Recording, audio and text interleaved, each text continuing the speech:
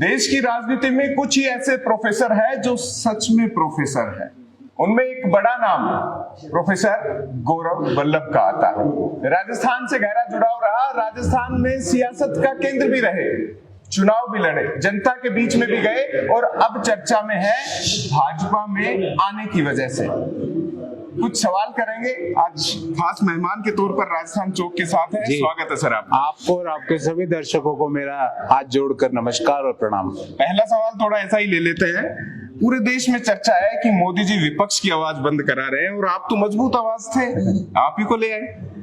देखिए, मेरे आने के क्या कारण है वो मैंने एक विस्तृत चिट्ठी लिखी थी, आपने अंकित जी जरूर पढ़ी होगी। पढ़ा, उसमें एक आपने शौक भी लिखा था जो बीजेपी में एंट्री के तौर पे भी माना गया, वो सवाल आने वाला था, जिक्र भी था। देखिए, जिसमें धर्म की बात थी। देखिए, मेरे जीवन में आज नहीं, आज से 10 साल पहले भी और जब से जन्म हुआ, जब से लेकर आज तक और आगे भी 3 चीजें अनकॉम्प्रोमाइजेबल, अननेगोशिएबल, अनडिस्प्यूटेबल है। पहली बात कि अगर कोई भी व्यक्ति राष्ट्र निर्माण में अपनी भागीदारी सुनिश्चित नहीं करता तो उसे ना तो नौकरी, ना व्यापार, ना राजनीति करने का कोई हक है, पहला।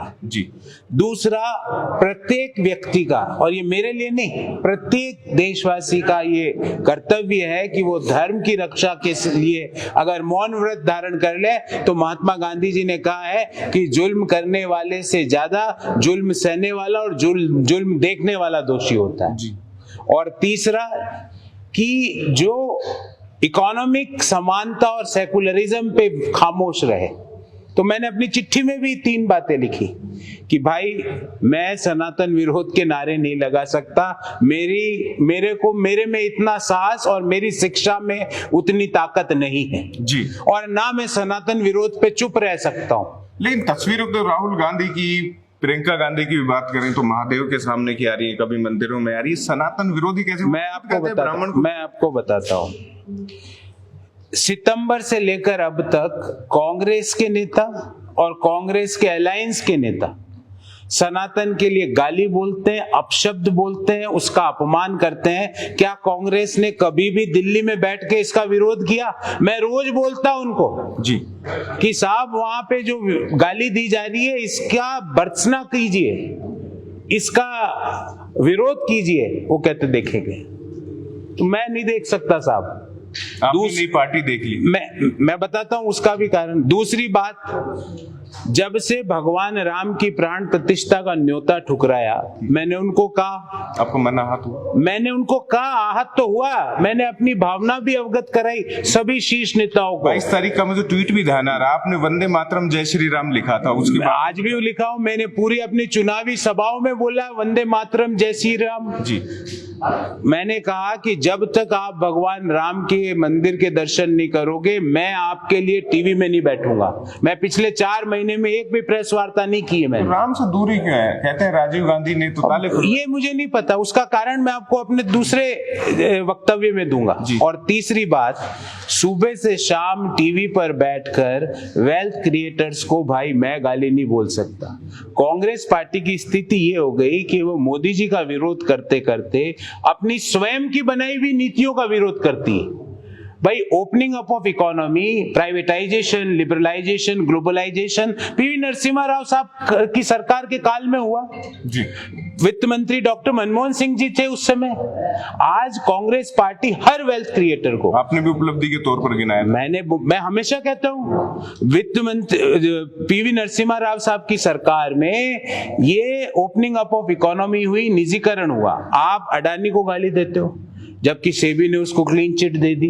मैंने भी प्रेस कॉन्फ्रेंस की थी अडानी के खिलाफ, पर सेबी के क्लीन चिट के बाद मैंने बंद किया और उनको भी कहा भाई अब तो रुकना तो पड़ेगा ना कहीं पे।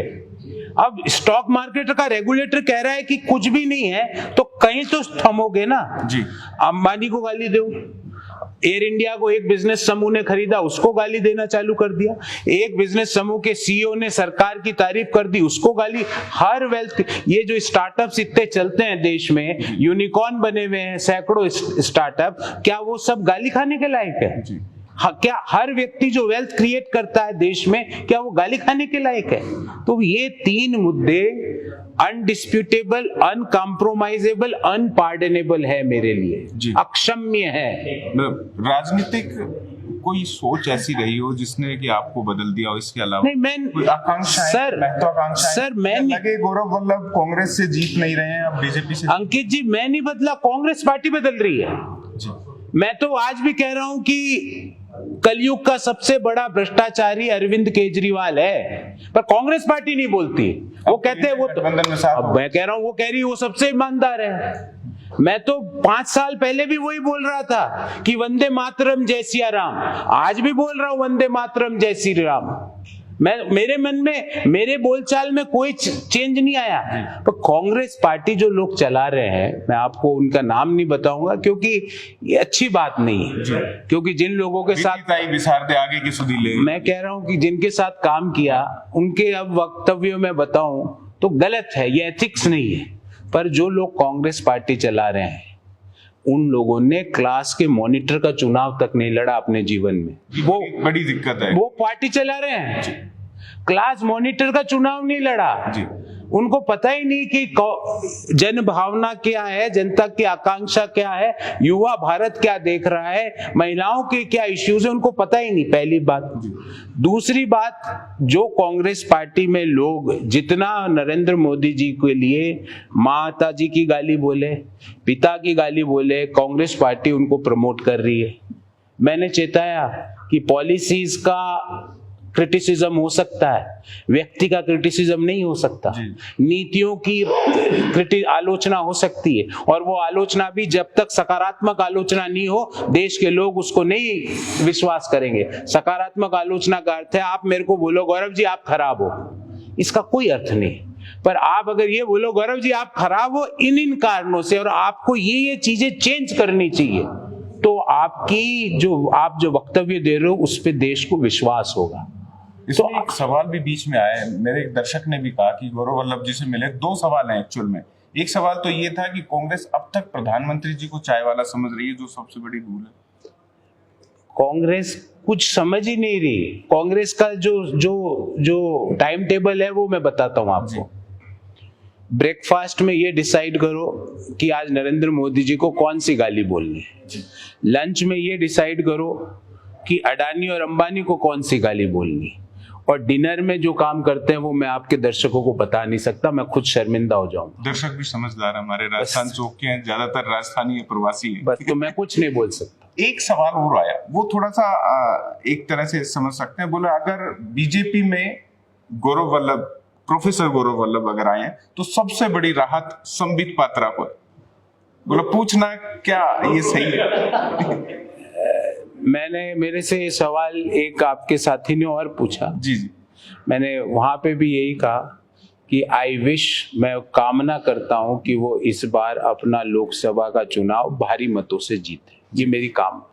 और उनको अगर मेरी जरूरत पड़ेगी तो मैं उनके क्षेत्र में जाके उनके लिए वोट की अपील भी करके आऊंगा। जी।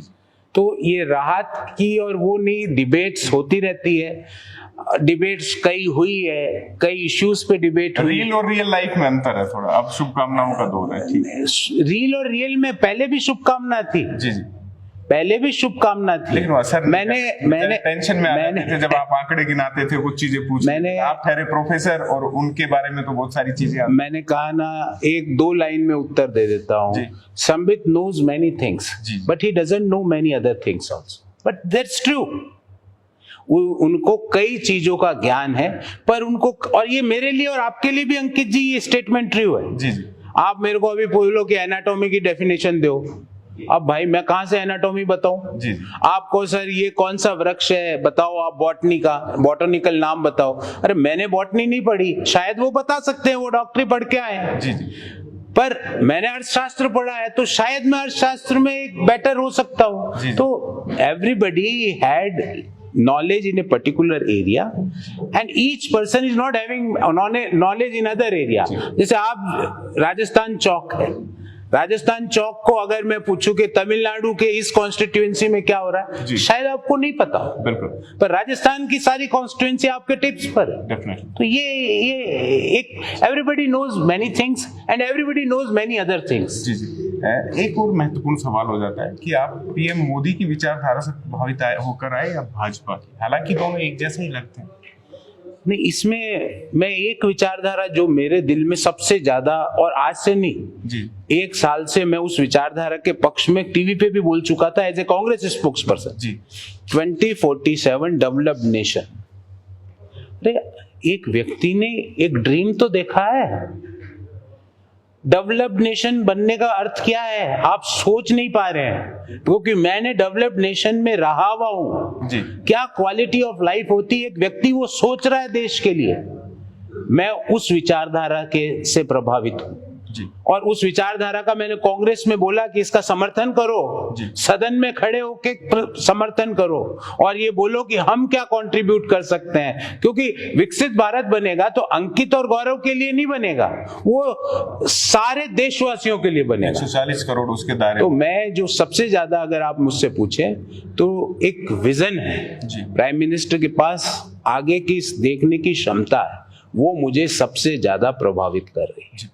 एक बड़ा सवाल ये भी हो जाता है कि गौरव वल्लभ आए हैं, आपने जिक्र भी किया, हालांकि राजनीति में जब भी कोई आता है तो कहता है मेरी कोई कामना नहीं, मैं एज ए कार्यकर्ता काम करूंगा, लेकिन बीजेपी सेंट्रल की बहुत आवश्यकता है इस वक्त वित्तीय प्रबंधन के लिहाज से किसी कुशल व्यक्ति की। आप प्रोफेसर भी हैं, अर्थशास्त्री भी हैं, तो इसका अर्थ किस हिसाब से निकाला जाए कि गौरव वल्लभ आने के बाद क्या बीजेपी की जो आर्थिक तौर पर नीतियां हैं, भारत एट 2047, उसको देखते हुए आपका उपयोग क्या लेने की संभावनाएं हैं? और अब ये हाइपोथेटिकली जो फ्यूचर की बातें मैं आज कैसे बता सकूं, पर एक बात की गारंटी लेता हूं, जी। Prime minister Modi ji guarantee ले रहे हैं, मैं भी एक गारंटी ले रहा हूं कि 2047 के विकसित भारत की संकल्पना में मैं अपना गिलहरी वाला योगदान तो जरूर दूंगा, इस बात की मेरी गारंटी है। यानी सबसे मजबूत योगदान देने जा रहे हैं।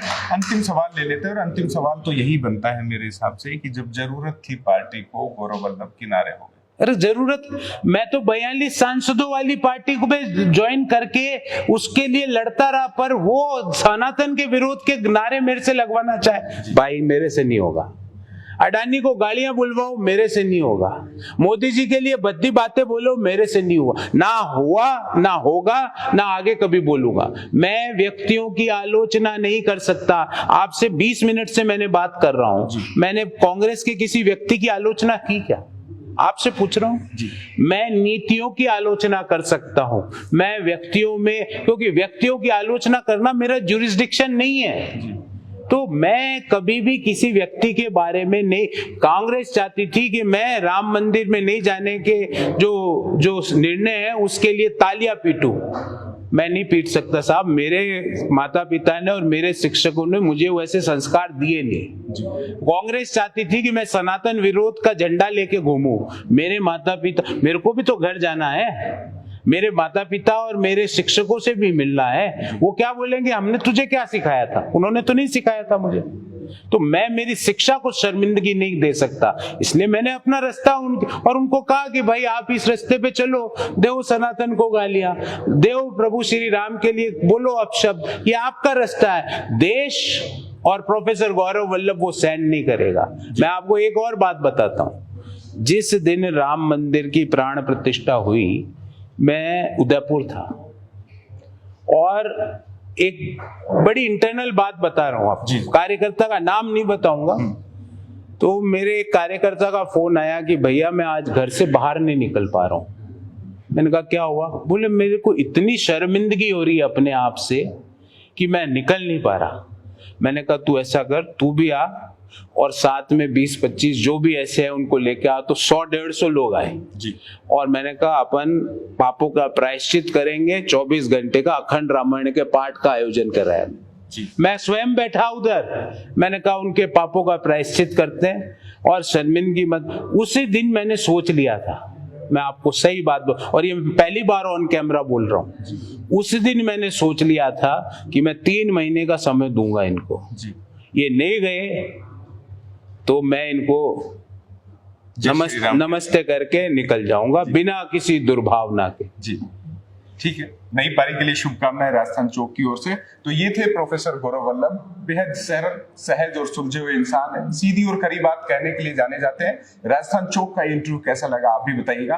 फिलहाल के लिए आपसे लेते हैं विदा, लेकिन फिर मिलेंगे किसी और अहम खास शख्सियत के साथ। नमस्कार।